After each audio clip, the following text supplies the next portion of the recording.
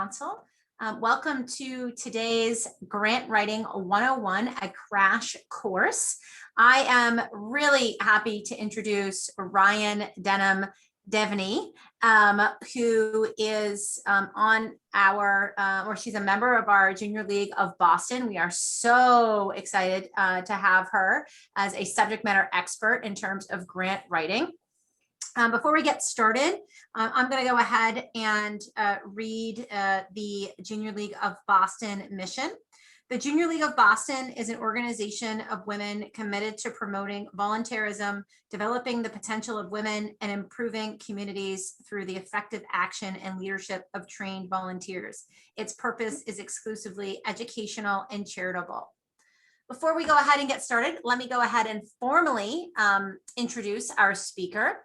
Ryan joined Step Up in 2019 as the Chief External Relations Officer. In this role, she creates, leads, and implements an integrated resource development strategy, which will build dynamic new relationships while deepening existing partnerships to strengthen the organization's visibility, impact, and financial resources nationally, and enhance the ways in which Step Up stakeholders across the country collaborate.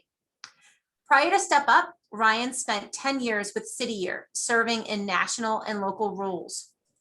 During her time as regional vice president, she coached executive directors and their board to ensure operational success and growth by generating resources and building support from the public and private sectors. She started her career with City Year New York in operations and then went on to serve City Year Baton Rouge in a number of senior staff roles, including Chief of Staff, Development Director, and Executive Director. Born and raised in South Louisiana, Ryan received her undergraduate and graduate degrees from Louisiana State University. While at LSU, she worked at the LSU Foundation in parent and family programs fundraising from parents of students, and as a teaching assistant with the Olin Career Center. Ryan first joined the Junior League in Baton Rouge in 2013 and served as a grant writing, donor relations coordinator, and new member advisor before transitioning to the Junior League of Boston in 2019. While she is not working or serving the JLB, she spends the remainder of her spare time in awe of her son, George Jr., and daughter, Julie. I am so happy to have Ryan with us today. I'm going to turn it over to Ryan, but in just a second. But if you have any questions, feel free to put them in the chat, and myself and Shannon will facilitate Q&A during some brief pauses and certainly at the end. So Ryan, I'll turn it over to you. Can y'all hear me okay? Yeah, perfect. Okay, awesome. Awesome. Thank you. Thanks so much for that introduction, Jen, and thanks for inviting me to lead this conversation with you all today. We designed it with the thought that you might be here because you're interested in getting into grant writing. You might have a nonprofit you want to support. You might be an academic who's starting to think about their own grant funding, or you might already be a grant writer and just, want some tips and tricks for being a little bit more competitive with the applications you submit, or you're just here because it's a different type of training, and we all need training credits for the Junior League of Boston anyway. So regardless of why you're here, thank you for joining us. I'm hoping that you'll walk away with some, useful tips related to the best practices of grant seeking. Personally, I firmly believe that grant writing is a skill that can be developed, but it does take time and effort. And like any skill, it takes practice, openness to feedback, and sometimes a coach. I'm hoping our conversation today will help you fine-tune your approach to grant applications and then ultimately increase your grant seeking success if that is why you're here today. But before we dive in, I'd love to have us all think back 15 or 20 so years about what we wanted to be when we grew up. So just take a second if you want to just pop it into the chat, what you might have wanted to be 15 or 20 years ago when you grew up. I snagged this image from Barbie, who's a big supporter of the organization that I currently work for during the daytime. When I was growing up, I wanted to be a lot of different things. I'm sure we're all in similar boats. I wanted to be a teacher at one point. I wanted to be a morning newscaster. at another point, I wanted to be a creative writer because I knew those were the things I enjoyed doing. But as I grew up, I realized that because I loved writing and community service and networking, and I was passionate about education. Yeah, I'm seeing some writers and some teachers, museum curator, marine biologist, doctor. Thank y'all. I realized that I was able to combine a lot of my interest into working in the nonprofit space. And both fortunately and unfortunately, I would say to some degrees, I had gotten some advice during graduate school from a professor turned mentor who basically told me that if I knew how to raise money, then I would always have a job. And I laughed at him and I was just like, there's no way I'm ever going to work in fundraising. I can't imagine asking people for money. And now 15 years later, that is what I've spent the bulk of my career doing, is raising money, asking people for money, but more importantly, building relationships. So that, is why I've been brought here today, because of, the years that I've spent in fundraising, particularly around grant seeking, which is no different than a lot of other types of fundraising. If that is something you're accustomed to, it's all about building relationships. So we're going to dive into that right now. The first thing I thought I would just walk us through are the variety of funding sources when it comes to grants. When you think grants, you might not think of all the different ways that they can come to you. So on the screen right now, you're just seeing the various different grant funding sources. Foundations, as you might be familiar with, are often large and pretty complex organizations. They are actually required to pay out 5% of the market value of their assets each year. Their funds and their programs are managed by their own trustees and staff. Make this slide smaller.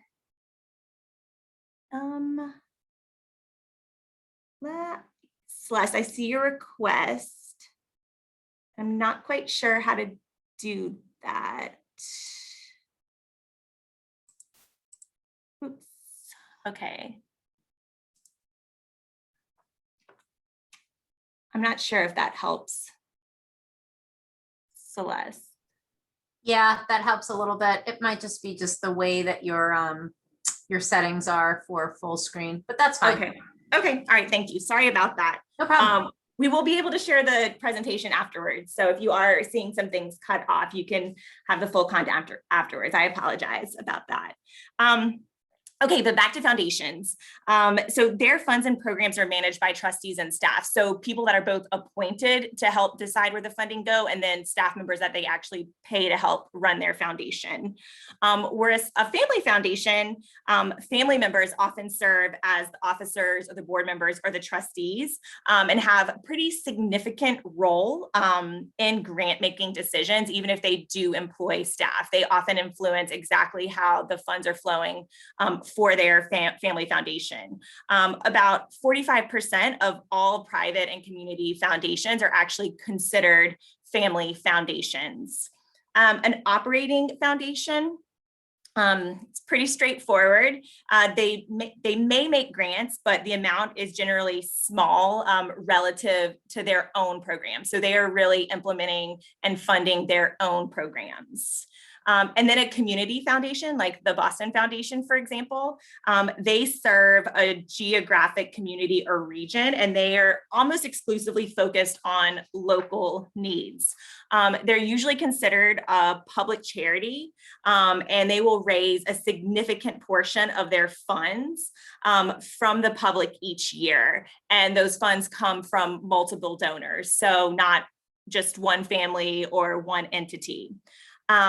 And if you're familiar with community foundations, you might also be familiar with donor advised funds, because oftentimes donor advised funds are actually part of a community foundation. A lot of times donors will actually invest a certain amount of their own money and have the community foundation help advise them on where that money goes in the community based on their particular interests. And what they're seeking to do philanthropically. They set up these funds by making a contribution, which is irrevocable and eligible immediately for a tax deduction. So that is an incentive for very wealthy individuals to have a major donation right off the top. And then get that tax deduction. But they don't necessarily maintain the same level of control once those funds are contributed. It really becomes they're recommending their grants to certain causes or organizations, and then the community foundation will actually disperse those funds. And then a corporate foundation, which I feel like is a foundation a lot of us are familiar with. The assets are coming primarily from the for-profit business. So like State Street, for example, there is the State Street Foundation. So that foundation has been set up by the corporation to help drive their corporate social responsibility. Oftentimes it'll maintain ties to that primary company, but is an independent entity. A lot of times employees of the corporation will serve on different advisory committees, help lead volunteer groups around different nonprofit organizations. And they do abide by the same rules and regulations that govern any private foundation. So even if it is associated with a corporation, it's a separate entity. And then there are grant-making programs that are actually administered within a for-profit corporation. A lot of times that might come from a specific budget. It might be a part of lots of different departments' budgets. It might be part of a marketing budget, but it's closely tied to the profits of that company. And so as we might have experienced last year, especially during the pandemic, corporate giving in some sectors, dropped drastically. The organization I work for example, has heavily relied on revenue from the retail space. So we definitely saw a decrease, when the world shut down last year and people, stores were closed. And so people weren't spending money the same way. But they do focus their grant making on the communities, typically in which, they are either headquartered or they operate predominantly.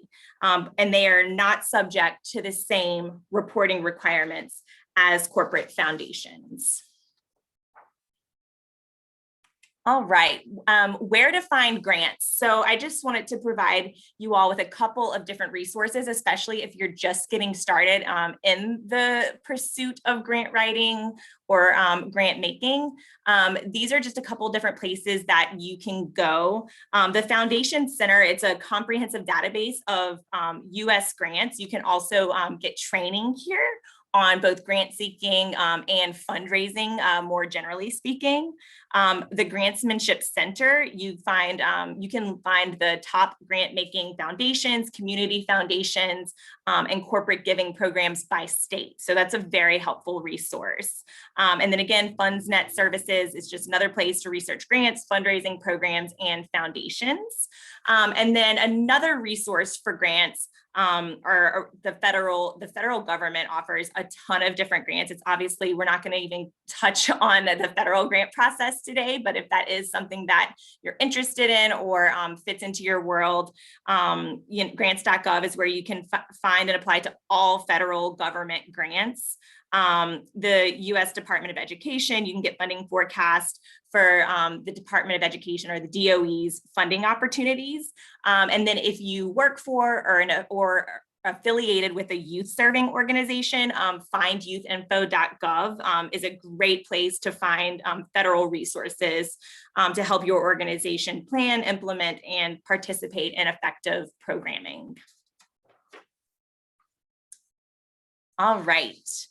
So I want to talk to you all a little bit about the cultivation process when it comes to grant writing.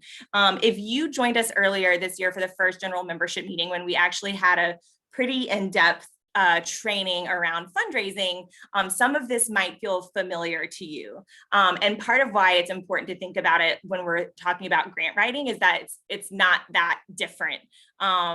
Whenever it comes to writing grants, it's still a lot of the same steps: identification of potential grantors, qualifying those companies or organizations, cultivating them just as you would any other type of donor, soliciting them, so making the ask, and then actually stewarding that gift if it comes to fruition. But I'll talk a little bit more about each of these specifically as it relates to grant writing. So identification, it's really important to start with the connections that you have. If you are part of a nonprofit or if you serve on a board, you already have people who are giving to you annually. These are the people who will give you more and will want to connect you with others who can also make gifts to you. It's important to not just identify the people that are already giving, but it's also the people who might give to you. I like to call them suspects. These are the organizations that are in your community or sometimes even nationally, but are invested in your community or your cause because they have an interest in that particular area. And it's really important to generate a very long list of these suspects, as I like to call them. And then a market list is another place to seek out new potential prospects. Every city that I've lived in or that I've worked in, there's always a top 50 companies in the market, top foundations, 100 wealthiest people. There's a lot of ways to source this information that's publicly available already. I also like to go and source like-minded nonprofits donor list to see who is giving either in my community or in other organizations across the country that are doing similar work. And then qualification. I have a story for you all at the end of this about sometimes what happens during the qualification process. But your initial research about a grant maker should really be centered around the keywords for their funding priorities, their application process, and their deadlines. It's really important that you also seek to understand their recent grant making history as part of your homework and learning process. You also want to pay attention to where grants are being awarded geographically and how these locations relate to their overall stated geographic priority. Just because a company is headquartered in one city, they might operate different plants or like a manufacturing or a distribution center in another city and want to give to that city as well. And sometimes that's not always obvious, but a lot of times when you're on that company's website, you can easily map out the places where they have different offices or manufacturing plants or where they just have employees that are present in that community. You also want to understand their average or median grant award size and see how that amount compares to what you're planning to request. Because if the typical grant that they're giving out is around $35,000, you don't want to go in and ask for $100,000 because that's probably pretty far off from what the type of investment they're willing to make. Unless, of course, which we'll talk about a little bit later as well, if you've been told to ask for that much.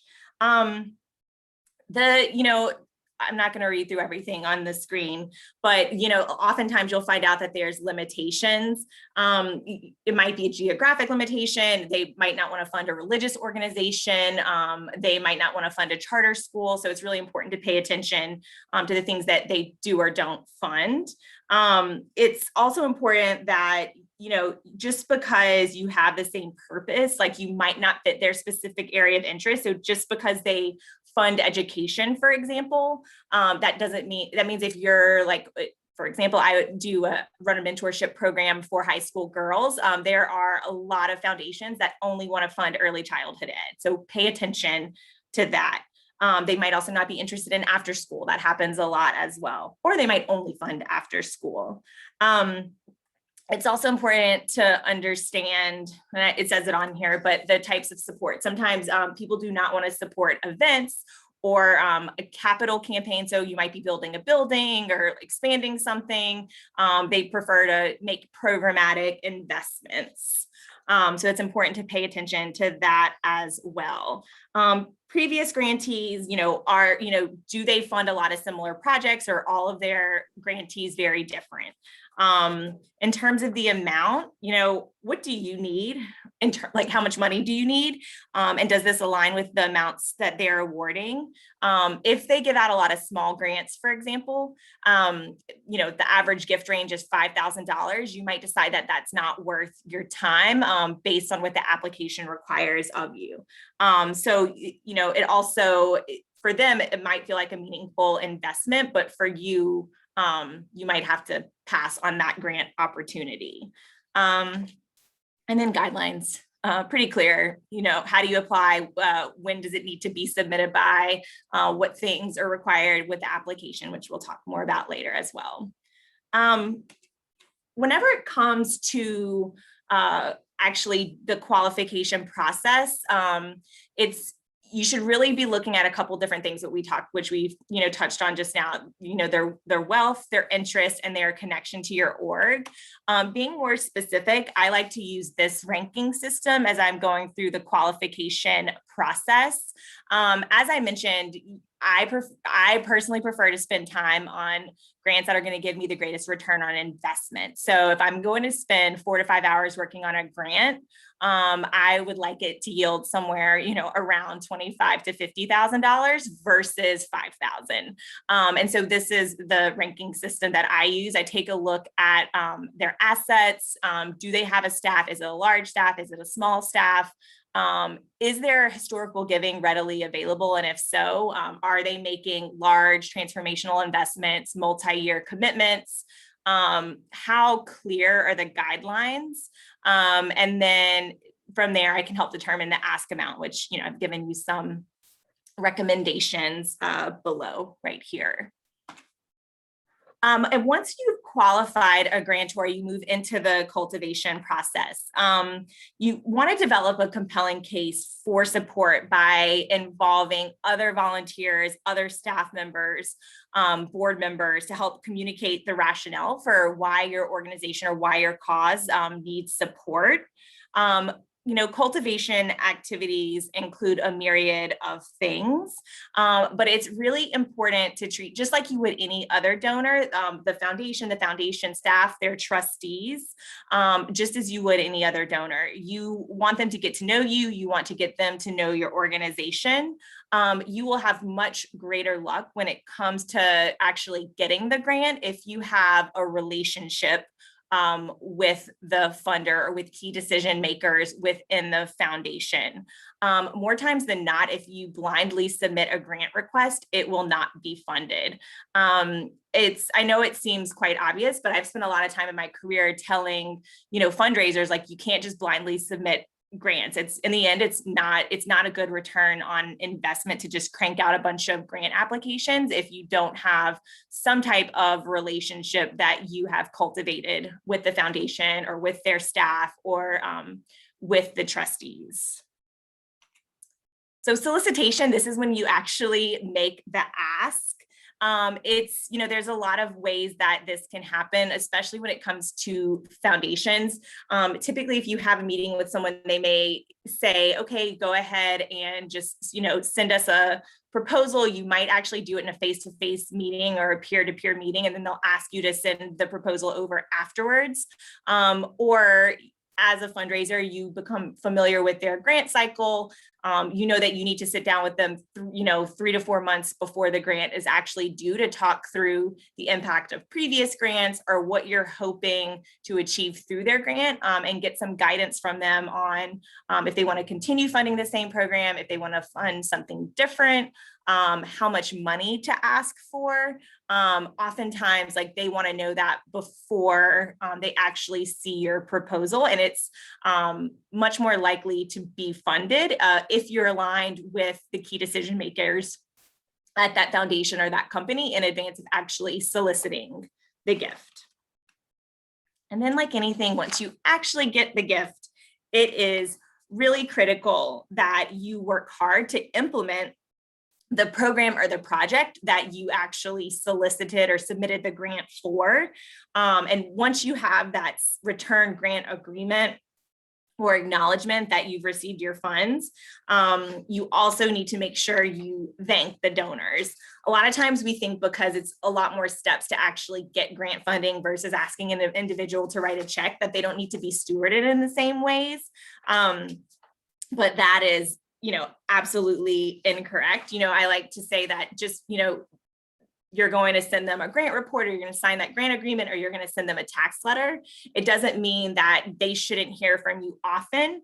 And even if the grant agreement doesn't require anything, and oftentimes they'll say like no goods or services can be received as part of this grant, you still want to go above and beyond to thank them. You want to send them handwritten notes. You want to perhaps have your board chair or your executive director make a phone call, send them letters or testimonials from your program beneficiaries. It's important that you customize the gratitude for that donor just based on who they are, what's important to them, and their level of investment. And then if it's appropriate, even like I said, if this was not included or not expected, how are you thanking them publicly at events or listing them on your website or in your annual report? All right, so I'm going to pause there for just a moment. I thought this is something really interesting that I didn't realize until I started working with some different corporations. 40% of Fortune 500 companies actually offer volunteer grant programs. So meaning that if you volunteer, like with the Junior League, and your company actually awards grants based on how many hours you're volunteering, that can then go back to the organization that you have been supporting. There's a couple examples here on the screen of what that looks like for some companies. It's not an exhaustive list. This comes from Double the Donation. So if it's something you're interested in finding out, if you work for a Fortune 500 company, they're not the only ones who do this, but this is the publicly available data. Does anyone know, you can just put it in the chat if you know this, but does your company offer volunteer grants, and have you been able to take advantage of that for the Junior League or for another organization that you're engaged with?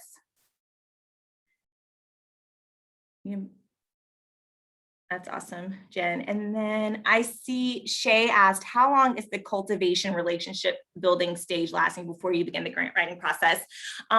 What's one of the things that I really like about grant writing, Shay, is that it is a clear process.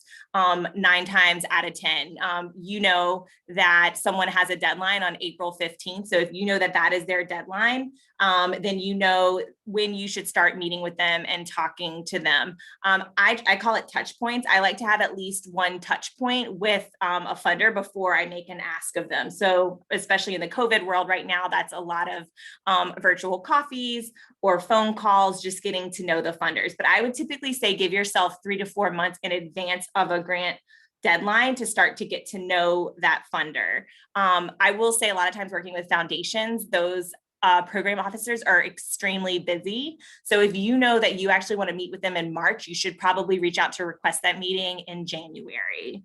And oftentimes you will only get 30 minutes from program officers to make your compelling case. So typically, like I said, if it's an April deadline, you know you want to meet with them at least once before that, and you want to meet with them in March, you should make that request at least 2 months out. That's just my experience working in this.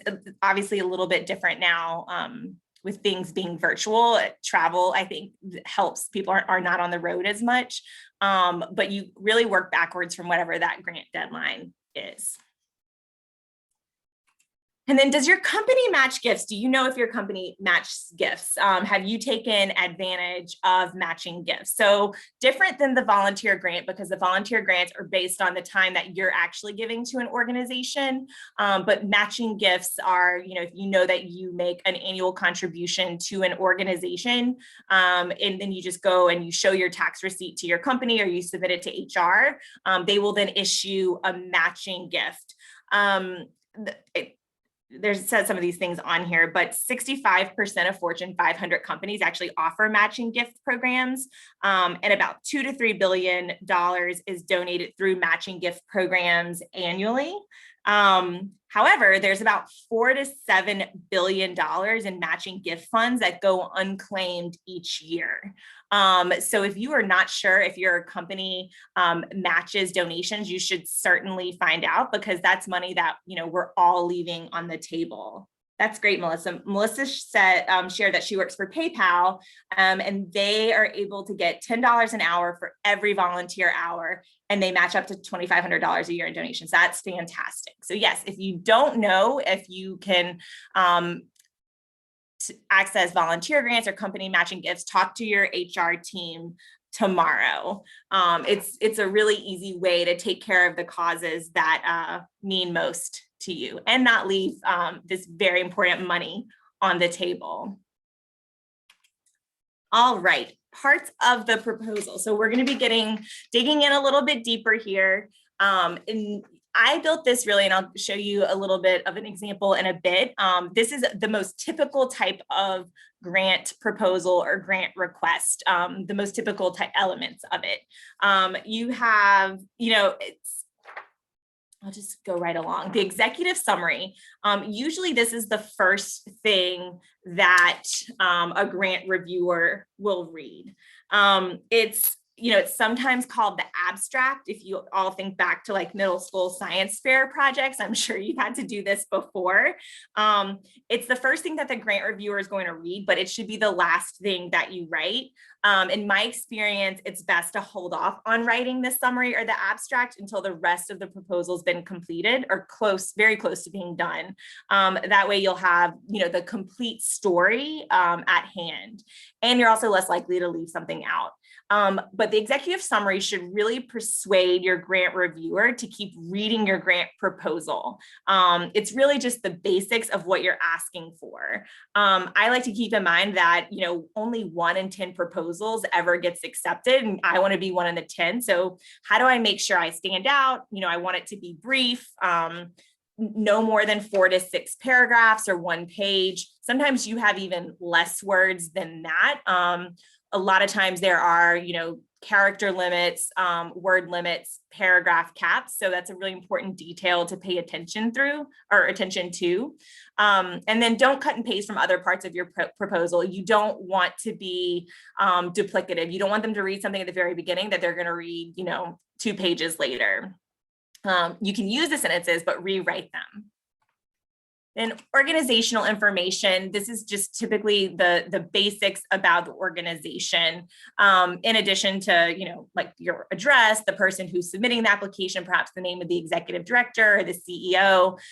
They'll want to know a little bit about your history, your mission, what does your organization do, and what are your past success stories. And then the need statement, this is where you dig in on, the question or the problem that you're trying to solve and how this grant or the investment from this foundation can help you address that.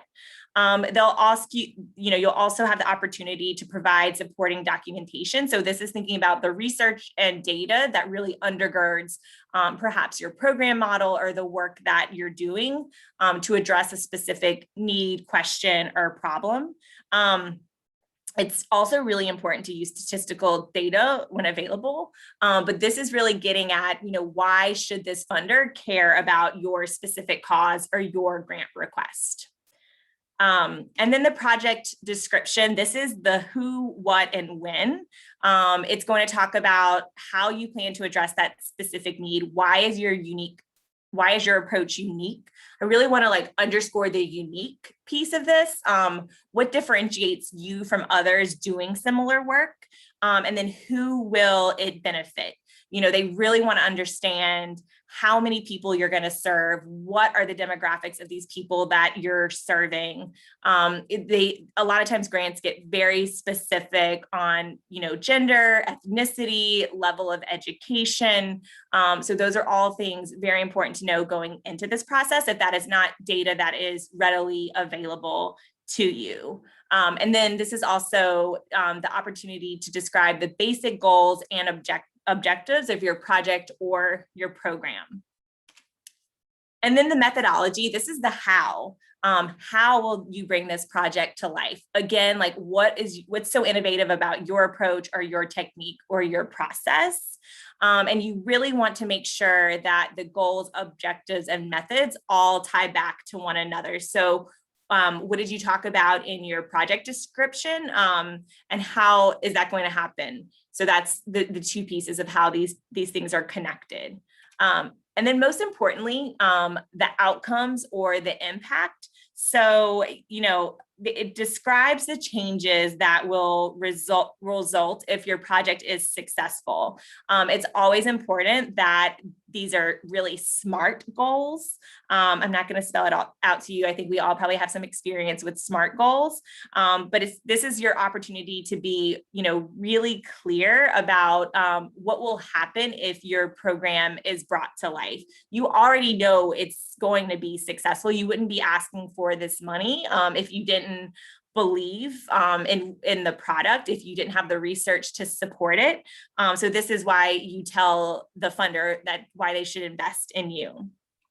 And then how do you plan to measure the success of your program? I would say that this is one of the most common points of stress in the grant narrative. A lot of times grant makers do not provide clear expectations or describe what a meaningful evaluation plan looks like to them.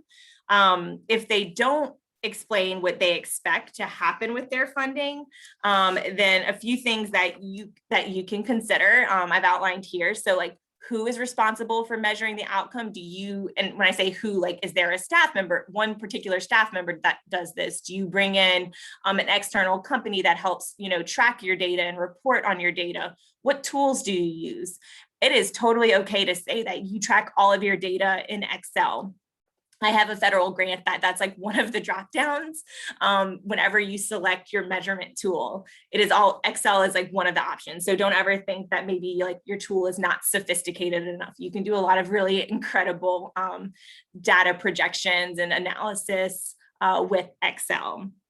And then when is the outcome measured? So they want to know if you're a school-based program, are you doing a mid-year and end-of-year evaluation? If you're more on a January to December timeline, are you evaluating your program quarterly? So when is it measured? And then why is the outcome measured in the manner presented? You should not overlook or discount the tools that you already use. It's important to know what your outcomes are, and then figure out what the data source is. A strong evaluation section of a grant application doesn't necessarily mean new evaluation tools or external evaluators. That's great, but it's not always necessary. Another great way to bolster your case for support in your grant application is to provide some concrete stories of your organization's impact in your community. Do you have local partners? People really love to hear about community partnerships. Who are you working with to help bring this to life? Are there companies that you're working with? So do you have other supporters? Or do you actually have other partners? Do you work with other community-based organizations that are doing similar or complementary work? You should definitely highlight this in this section. Personal stories from program participants are also really important. So those whose lives have been touched or improved or bettered because of the work that you're doing, you should definitely share those testimonials in your grant narrative if there's space for that. And then remember, grant writing is more about explaining the specifics of your project than it is describing your organization's values. So stay very focused on a specific project or plan. Don't try to put everything that your organization has ever done or stands for into this proposal. You want to keep it concise and easily digestible for the person that is reading it. So preparing the proposal, I'm actually going to walk y'all through my process that I use when it comes to preparing the proposals. It's really important that I like to start backwards. And I mentioned this earlier. If I know when the deadline is, I like to work backwards from there. So usually I spend 4 to 5 hours just really understanding what is required of this grant application, especially if it's the first time I'm ever completing it. What's the timeline, what's the content, and what are the supplemental documents required? A lot of times, especially if you've done this before, if you kind of have a standard grant narrative, sometimes it's the document gathering that takes the most time in the grant process, making sure you have all of your documents in order. So when I talk about working backwards, it can be a really tedious process to put together these grant applications, and it will help you manage your time effectively, but also leverage others effectively as well. So for example, if you need a budget for your specific project or your program, that might not be something that you have access to. So who do you need to talk to understand what that budget is? It's at that point, you would also need to understand if there's specific things, or as we talked about earlier, limitations that the funder won't fund. A lot of the most common ones I wrote here are travel and overhead.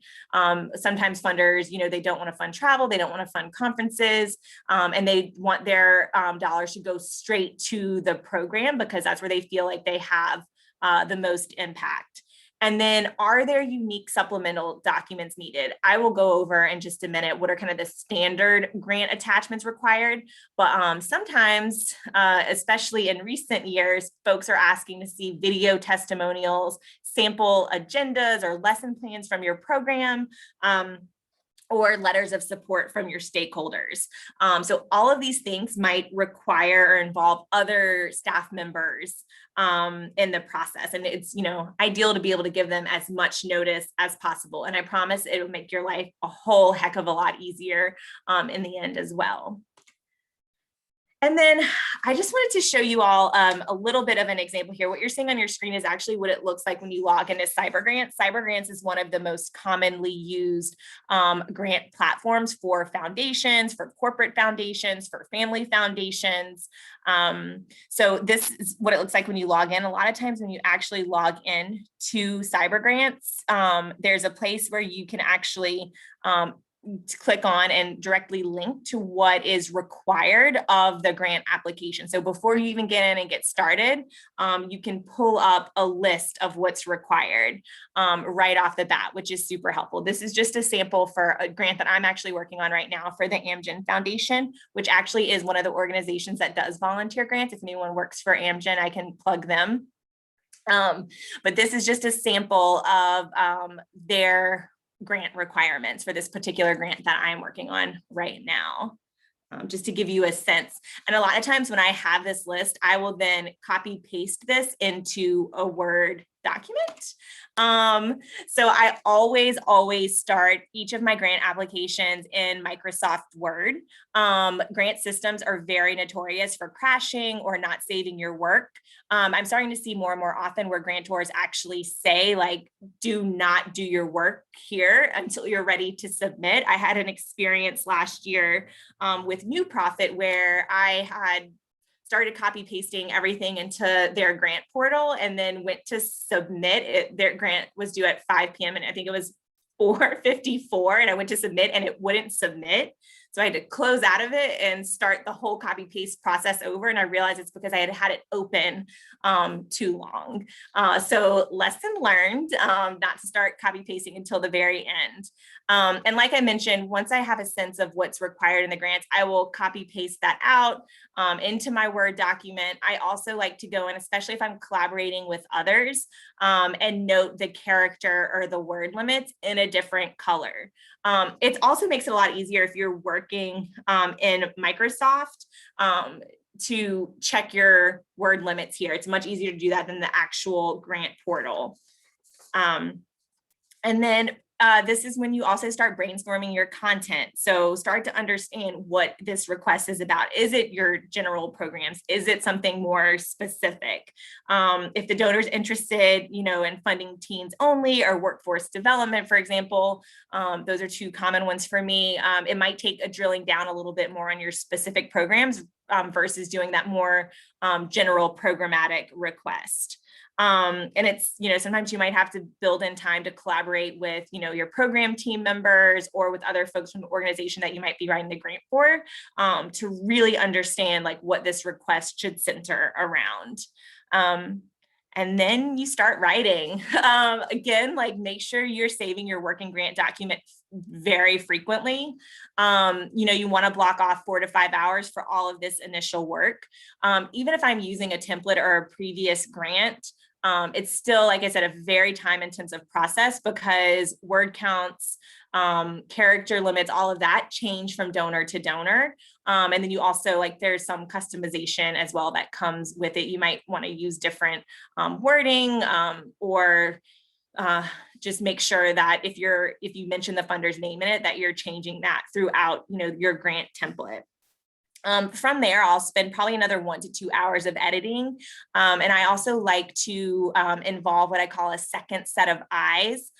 Typically, it's someone else who is involved, who either understands the relationship, understands the program. And I like to give them at least 24 to 36 hours to review the grant and, track their changes, make edits, etc. Keeping in mind those word counts as well. And typically whenever my second set of eyes is reviewing, this is when I start to gather the grant attachments or the supplemental documents. And then typically it'll take another probably hour or so to actually review and incorporate their edits. Again, this is still in my working grant document. So this is still in that Microsoft Word version. And then of course, can't say it enough times, make sure you're just saving throughout. And then finally, that means you're probably pretty close to being ready to submit. Again, if you're submitting through a grant portal, this is when your copy paste begins. It's really important to pay attention to as you're checking your character counts. Most time, if a grant says that it's a 200 character limit, which is a very common character limit, it means that it also includes spaces. So whenever you're checking the character count or the word count on Microsoft Word, you get a couple different numbers. So just pay attention to that, because I have caught myself early on in writing grants where it was a 200 character count. I didn't include spaces, and with spaces, it was more around 300. So I had to spend some more time editing, which is never a fun process. And then, as I mentioned, some of the common grant attachments, your organization's current annual operating budget. They'll want to see your current budget, but they might also want to see your previous fiscal year or your next fiscal year. It's never just the 1 year, and your finance team, or it's very easy to put all of this information into one simple Excel spreadsheet. Again, this is something you're going to be uploading. So there's not like usually there is not a certain format that you have to put it in. And then they'll want to see your current project budget. Your budget really helps tell the story of your application. So looking at your one-page budget document can help a grant maker quickly understand if they are the only supporter of the project or a program versus one of many. And sometimes they want to be one of many, and sometimes they want to be the only one that's funding it. So again, that's something that you would have figured out much earlier in this process, and you'll be able to help tell that story through your project budget as well. You also want to help them understand if your program or your project is heavily dependent on staffing to be successful, or if it's more focused on supplies or equipment. Another limitation that often shows up is that folks do not want to fund staff. Sorry, Celeste, I'm seeing, Celeste, we're going to come back to some of your questions at the end. And then also in terms of the budget, it will typically need to be formally created by your finance department. I once inherited a development shop or a development team that would just create budgets for programs without talking to finance. And then those development staff members might leave, and then you have to actually report on how those dollars were spent. And sometimes it is not easy to do that when you're just making up a budget for a grant. So always make sure that you're including the right folks with the most up-to-date information on your organization or the organization you're writing the grant for on their financial situation and the actual real-time budget that is happening. You also want to make sure that you're being consistent with the information that you're sharing throughout your narrative. The number of times where I have, been the second set of eyes on a grant, and I've found that there is major inconsistency in what we're actually what our narrative is saying we're going to be asking for money for, and then what's actually presented in the budget. You really want to make sure that your budget helps justify and aligns with the program description and the details that you're sharing in your application narrative. Folks also care about a list of your funding sources. Foundations ask for this information a lot. And when I say that a list of your funding sources, they don't just mean that, different buckets, like, how much comes from grants or how much comes from events. They want to actually know the name of each funder and the amount that they are giving you. So they want to know people who have already committed to that program or project, funders that those asks are pending as well. So, and this is something that you generally have to keep up to date. So if you are not the person that is like primarily actually getting the donations from other companies, this is where you'll be needing to collaborate with the person who is, so you can make sure you have the most up-to-date and accurate list of current funders. And then a financial statement for the most recent complete year. So this is the expenses, revenue, and balance sheet. So this is always a requirement. Oftentimes it should be found on a nonprofit's website. Financial disclosures are a very common thing that are on folks' websites. So it should be readily available if you're working with an organization. If not, it's something that, again, the person in finance who probably helped you build your budget can support you with as well. Always use the audited version. For example, for most organizations that at this point, that would be 2019, because most audit processes for 2020 are just in the process of wrapping up. So it is okay to use one that's 2 years old if you're still in the middle of an audit process for the most recently closed fiscal year, which in this case would be 2020 for most organizations. And there's usually, like I said, your finance person, they'll give you the audited version. It'll be in a PDF. And again, you have to upload it, even if it's like 20 to 40 pages long. And then a copy of your IRS determination letter. This is just a letter that shows that you are a registered 501c3 organization. And then a list of board and key staff. One of the things that I'll note that I have been seeing more and more often is, in addition to wanting a list of your board or your staff, folks are more and more interested in the diversity of your board and staff. And, a lot of times it's because organizations, they want to fund organizations that are being led by 50% people of color, or 50% female run organizations. So again, this is something that you'll have to keep on hand, and you have to update if there's to often turnover in your key staff or your board of directors. And typically when they're asking for your board list, it's your fiduciary board. So we oftentimes have advisory boards who are not actually in that fiduciary role. They care about who is actually your fiduciary board of directors. Those are going to be the same folks that are listed in your financial statement or your audit. And then supplemental documents. So these are, like I said, can vary from donor to donor or based on the grant. Sometimes they'll say like any supplemental documents you want to include, please attach here, but they might also be specific. So letters of support from stakeholders, which we talked about earlier. They might want a copy or a link to your annual report. Some recent news articles that highlight the program that you might be making the request for, past program evaluations, any supporting research. So when you think back to that need, that why statement, any research that actually supports that. And then finally, a strategic plan is sometimes requested or sometimes a good just general supplemental document to include if they're not specific about what they're looking for. All right, I want to give us a moment to just reflect.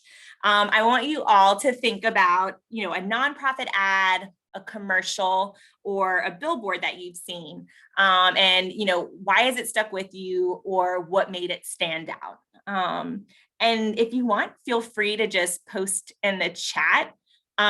Here are a few that, stick with me. I think we're all familiar with the ASPCA Sarah McLachlan commercials. It's the first thing that came to mind when I was actually thinking about this reflection.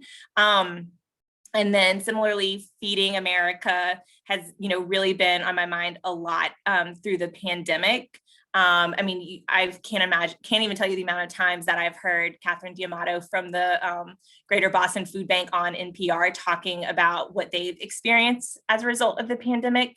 So this is another one that stands out to me. And then finally, this Make-A-Wish billboard. This is actually something I've seen recently. And it stood out to me. It's just so simple. And it's just seeing this kid with this dog and, the folks that helped bring this to life. So, seeing these ads, for me, grant writing is not any different than this. It's how do you stand out? How do you make that person that's reading your grant request? How do you pull on their heartstrings? So obviously, like advertisement in these pictures, it's all like pretty and shiny, and it's like a bite-sized piece that makes you want to like call or give or go to that website and make a donation. But grant writing is the same thing. You really want to make sure that the person reading your grant request can connect with your cause and feel an instant pull to want to be a part of the incredible work that you're doing. And then finally, I wanted to share a quick case study. So this was early on in my grant writing career. One of my early in league placements when I was a member in the Junior League of Baton Rouge was actually as a grant writer. And it was really interesting at this time because I was being tasked with shifting the funding for our diaper bank. So one of the big projects in Baton Rouge, the Junior League actually started a diaper cooperative and ran a diaper bank. But it had been a solely Junior League Baton Rouge funded project up until 2013. So to bring this project to life, the Junior League took it on, but we wanted to start shifting it to being a community funded project. But I didn't really know anything about diaper insecurity at that point. At that point, I had finished my provisional or my new member year, and I had worked at the Children's Hospital. I, at that point, wasn't a mother yet, so I did not understand like the cost of diapers, anything along those lines. And so I know that personally, I needed to learn the facts. I needed to understand what the need was that we were serving in the community. For example, Medicaid covers 1/3 of births in the US, but government programs don't provide diapers, which is a basic need for babies and toddlers. We all can imagine the health issues that come from poor diapering, but we also know the implications on childcare because oftentimes you have to send your child to daycare with disposable diapers. At least that was the case in Louisiana. And diaper need impacts the physical and mental well-being of children, but also their families. And then, if a child, is sick due to poor diapering, they might not be allowed to attend daycare. And a lot of times it all harkens back to the fact that their parents just can't afford diapers. So again, because this was not a project that I was familiar with or I'd worked on, or even a community need that I was familiar with, I wanted to learn all the facts. And then I wanted to make sure that I could clearly articulate the impact of this project. And so once I felt like I had a good sense and ability to talk about this project and the need and the impact, our diaper bank provides hundreds of thousands of diapers to partner agencies impacting thousands of families in East Baton Rouge Parish. I had to make sure I understood what my elevator speech was, or what my party lines were. So if someone asked me at a cocktail party what the diaper bank did, what was the one sentence I would say about it? But then I need to actually start thinking about who could fund this, who could help us shift this to a true community effort. And so the first place I went was the Community Foundation.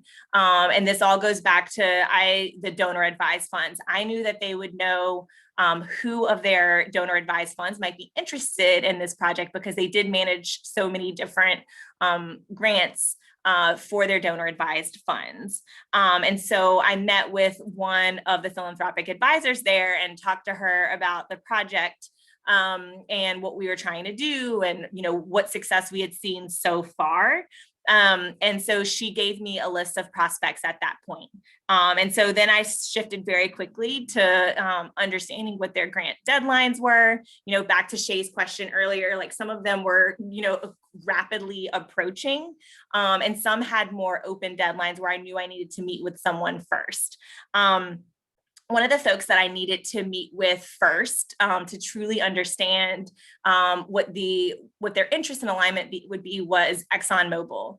So ExxonMobil runs several refineries in South Louisiana, specifically in Baton Rouge, and they'd been a partner on numerous diaper drives and different things like that for us previously. But we knew they had a sort of closed grant process where you had to be invited to apply. It was a really great meeting. They were super interested, but one major detail was overlooked in that process. And so this was a mistake. I want to share a mistake with all of you. So we knew that they had an interest in this project. They had ran diaper drives, they'd helped distribute diapers, but we wanted to make an actual cash ask to purchase more diapers, to actually invest in more product to go into the diaper bank. So we submitted the ask, we felt really confident. It came back and it was declined. And we learned that it was because Exxon produces a very specific polymer that is only used in certain brands of diapers. And they didn't want to fund us because they would have then had to restrict their funding to purchase that specific brand of diapers that their polymer is found in. So it was a really good learning until we were able to take on more restricted gifts, that we wouldn't be able to pursue that specific gift at the time. And so I again, did not fully understand what went into diapers. I don't even think I really understood what a polymer was, or that it was, it actually comprises a lot of different pieces of diapers. It wasn't just one piece of it. It could have saved myself a lot of time and energy, and focused on some other requests. But very quickly, I'll show you there was an unsuccessful one, but there are also several successful requests that actually came out of that meeting with the Community Foundation and their donor advised funds.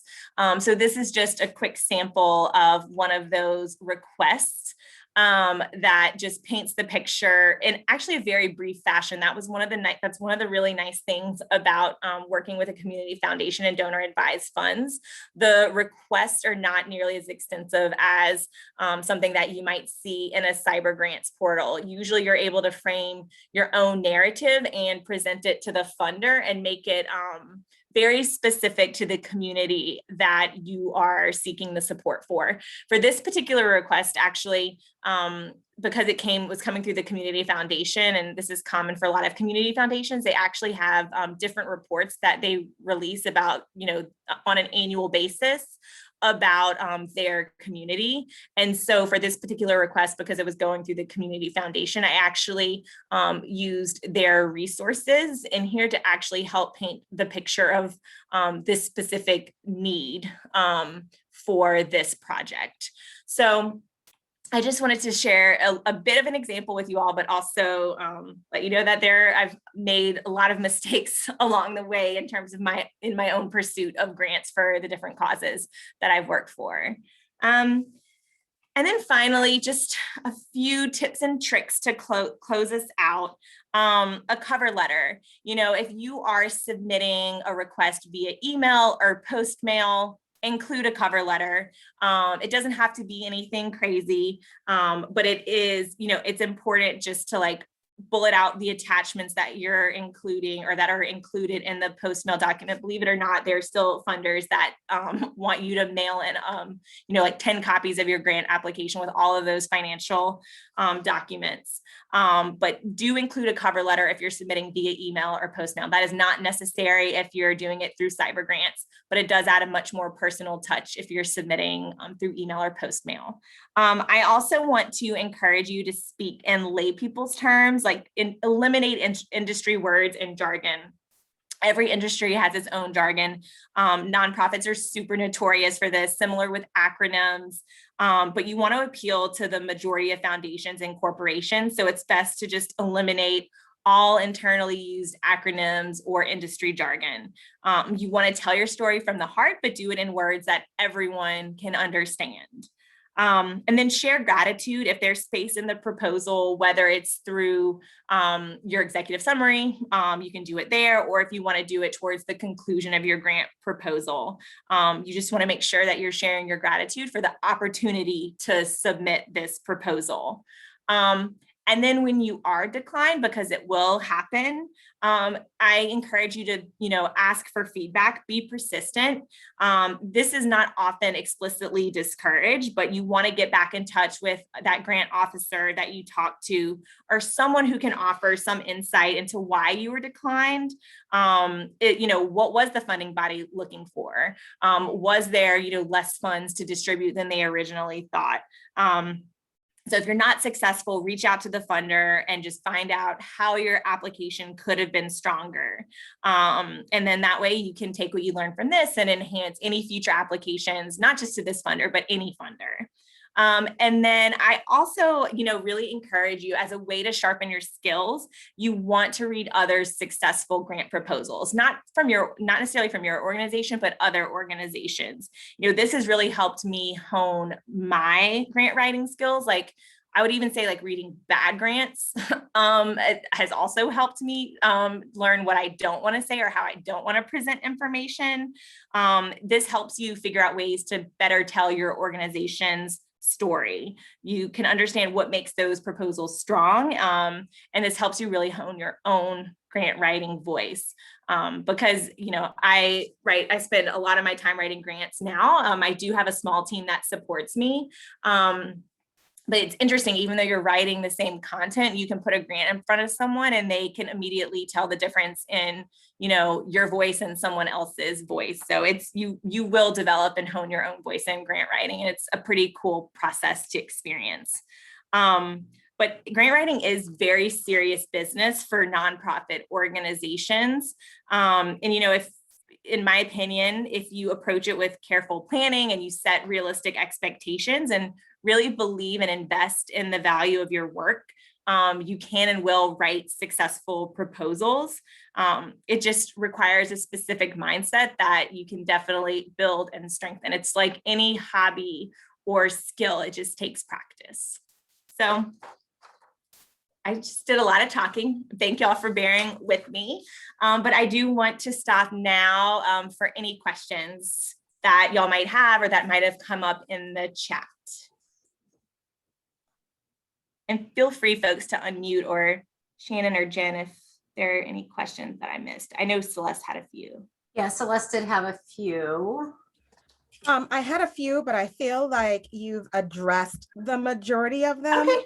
I think really just with the budget, I just wanted you to highlight the budget because I think with grant writing, we sometimes get caught up and then we forget that that budget narrative really needs to speak to the fact that it has to be consistent with the overall proposal narrative. And I think you'd mentioned, sometimes you're creating a budget and you don't have one to refer back to.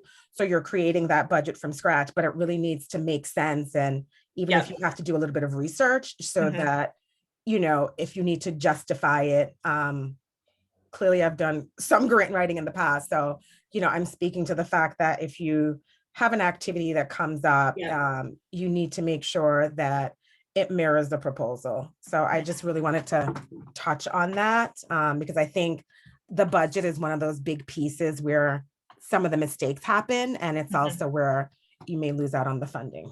Yeah. No, I really appreciate. Thank you for sharing that perspective, Celeste.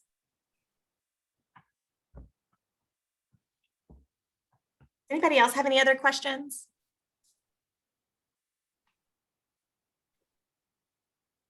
This was excellent. Thanks.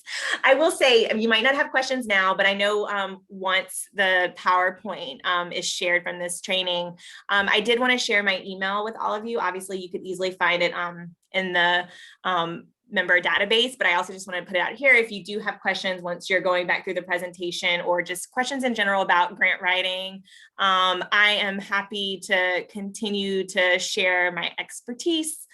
So please feel free to jot down my email and reach out if you do have any other questions down the road, whether it's about grant writing or fundraising in general. I know this was about grant writing, but I do lots of other fundraising as well.